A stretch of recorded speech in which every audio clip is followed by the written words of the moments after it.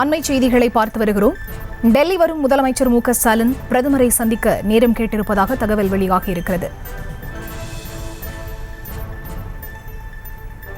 அண்மை செய்திகளை பார்த்து வருகிறோம். டெல்லி வரும் முதலமைச்சர் மு க ஸ்டாலின் பிரதமரை சந்திக்க நேரம் கேட்டிருக்கிறார். அது தொடர்பான அண்மை செய்திகளை பார்த்து வருகிறோம். முழு விவரங்களோடு இணைகிறார் எமது செய்தியாளர் மதியழகன். அவரிடம் பேசலாம். வணக்கம் மதியழகன், விவரங்களை பதிவு செய்யலாம். பிரதமர் நரேந்திர மோடி தலைமையில் வரும் 27ஆம் தேதி நிதி ஆயோக் கூட்டம் டெல்லியில் நடைபெறுகிறது. இந்த கூட்டத்தில் கலந்து கொள்வதற்காக 2 நாள் பயணமாக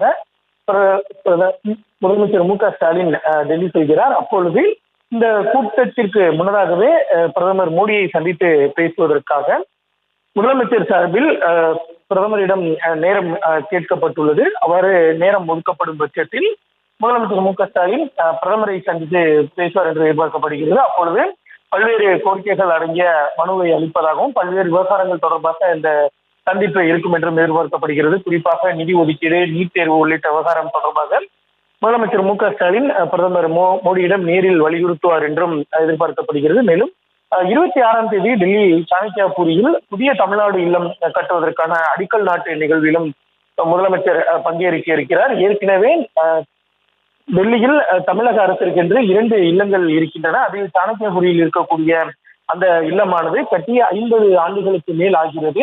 அங்கு அதை தற்போது இடித்துவிட்டு புதிதாக இல்லம் கட்டுவதற்காக தான் அடிக்கல் நாட்டு விழா நடைபெற இருக்கிறது. அதில் 26ஆம் தேதி முதலமைச்சர் மு க ஸ்டாலின் கலந்து கொள்வார் என்றும் அறிவிக்கப்பட்டு இருக்கிறது.